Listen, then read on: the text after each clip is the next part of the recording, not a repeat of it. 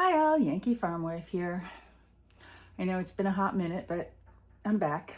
I'll do my best. We'll see how it goes. Anyway, last week was a defining week for the United States of America, and the first time I realized we are coming so close to passing the point of no return. We may lose our country to the bullies, the fascists, the misogynists, the religious hypocrites, and most importantly, the billionaires who are doing everything they can to divide us and conquer, to keep us living on the edge, once again indebted to the company store, also known as the ultra-wealthy. Not because they've gained strength, but because we, the liberals and the Democrats, people of empathy and generosity of spirit, are failing. We're joining their ranks. This isn't just about tyranny, it's about resisting hatred. Charlie Kirk's death was nothing to celebrate. Granted, he advocated for the lax gun laws that led to his own demise, and granted, he was no hero. Nor should he have been turned into a martyred saint. He was a bully, masquerading as a rational human being, begging people to prove him wrong, then relentlessly tormenting them until they were exhausted. He was no hero, he was no genius, but he could outlast anyone in a pretend debate. Did that mean he deserved to die, as believed so many who rejoiced online? Well, my dad thought that people with dark skin were less intelligent than white people. He believed women should never make more money than their husbands and forced my mother to quit a job she loved for that very reason. He cheered for capital punishment and more than once talked about how women should be barefoot and pregnant, even in the context of me. Did Daddy deserve to be shot?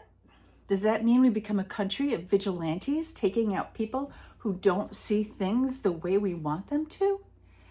If we're going to pull this country out of a death spiral, and we are in one, we must remember that we are the good people. Kirk thought empathy was weakness. He said so. But as we all just saw, it takes a lot more strength and courage to maintain empathy than fall into callousness, because way too many of us fell into that void. I am not a religious person, but if you follow Christianity, and I was raised Catholic, Jesus knew love was 1,000 times more difficult to uphold than hate. Hate is easy. Hate is contagious. Love and empathy are the high road. We have to stay on it. We must set the standard. Trump's followers are so consumed with hate and rage that they are killing each other now, one after the other. They want to blame the liberals.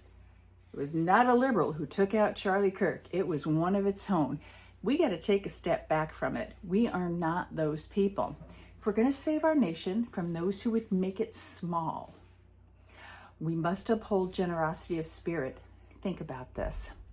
Charlie Kirk was a victim of his own success. He felt mass shootings, even of school children, were a reasonable trade-off for unfettered Second Amendment rights. He didn't imagine he'd become one of the acceptable losses. There's a meme making the rounds. It's supposed to be a quote from Charlie Kirk, and it says, "I want to see executions on TV. Imagine if Coca-Cola sponsored executions. That would be so American, so patriotic. People would tune in." I think children at a certain age, as initiation, should be required to watch. Public executions by guillotine are holy.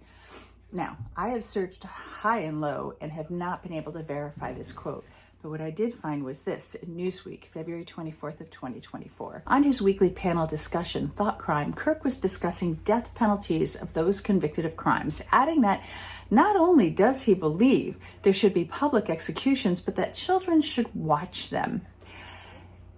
This is a quote from him. "Death penalties should be public, should be quick, it should be televised." I think at a certain age, as an initiation, what age would you like to see public executions? Kirk asked the other people there. He and his co-host continued to discuss at what age children watch public executions, with one co-host pointing out as young as 12 years old. I think maybe age 12, 6th grade or so when you're old enough. That was Blake Neff. While Tyler Boyer pointed out it should begin at an age when someone, quote, can embrace the meaning of execution. What the hell is that? In response, Kirk said, "I think it should be taken in a holy way, and I don't mean holy in a bad way. I mean, this is heavy." I'm sorry, I can't even grasp this. In any case, Kirk could never have guessed that his own children at an insanely young age would witness their first public execution in the form of their father. I'm sorry, but there's no glory for liberal Democrats in Kirk's execution on a public stage. Irony, hell yeah, but no glory. Be careful what you wish for. Be careful what you throw out there. We can't predict how the universe, God, Creator, or however you address the divine will manifest it. How the divine will decide to teach us. This is a warning for all of us who are wishing for the death of certain individuals. Sinking to their level won't save us. Manifest love, manifest empathy, leave the rest to God.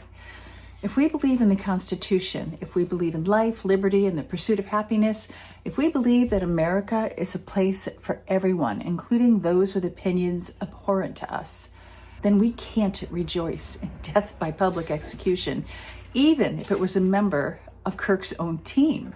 Charlie Kirk was a bully, yeah, so are a lot of people. But Kirk's children will grow up barely remembering the daddy they loved and who loved them. There is no joy in that. And if we do rejoice in his death, it's time to mourn the death of our own humanity. Please, let's think better. Let's be better. I know it's been a while since I've been up, and I apologize, but it has been a rough stretch. I lost my Agnes Amelia, my Cujo, on May 1st. On the same day, I also lost one of my sweet old ponies. And shortly after that, we lost our old Teddy, the horse that's always in the videos that roams around free range. He's a very old, sweet man. He was basically the heart of the farm. I had a bunch of health issues, including I developed prediabetes, which both my grandmothers had, but it's controlled now with meds. And I also had a couple of run-ins with pancreatitis. The first one, I was taken to the hospital with an ambulance. My son had just gotten here from Abu Dhabi. He got to go for a ride with me. I think it was fun. I think he enjoyed it. Anyway, then I also had a cycling accident where my tire blew out going downhill at 20-something miles an hour, and I broke a hand, I messed up my shoulder, a lot of blood. My husband had to come get me and bring me home. Anyway, the cast is off now, and an old back surgery that I had has fallen apart, and now I have to have another surgery before the end of the year. So, and that will fuse L4 and L5, and it's whatever. It's just another surgery. But I discovered that my Anthem Blue Cross Blue Shield will probably cover more than Medicare, which I will go on in January when I turn 65. So I'm like, okay, let's just get it over with and get it done. And meanwhile, I've been busy. I'm working on my second master's degree in creative writing. I'm focusing on memoir, which is therapeutic, I guess. Grandbabies are wonderful. Most everybody in my life is healthy, and the midterm elections are closing in. So if you do nothing else this year, aside from hide under a rock, get out there and vote. It's one of our last chances to rescue democracy from the tyrants. The First Amendment is under attack. Oddly enough, they're doing it in the name of Charlie Kirk, who, while I don't admire him or his rhetoric, would be the first to stand up and condemn what's happening in his name right now. He was one of the loudest advocates of First Amendment rights, and he'd be rolling in his grave. Jimmy Kimmel was suspended. Boycott ABC, Disney, Hulu. Charlie Kirk would do the same to combat this attack on our most sacred right. Get out and protest, to shout, release the Epstein files from the rooftops. The time is now. By the way, I believe in reincarnation, and I've had animals come back over and over and over again. And my Agnes Amelia is back, and I'll post a story about that later. She's pretty similar, except that she doesn't try to kill my big dog, which is really good because he wasn't thrilled with that. Anyway, love to all. Keep fighting the good fight. Good will conquer evil.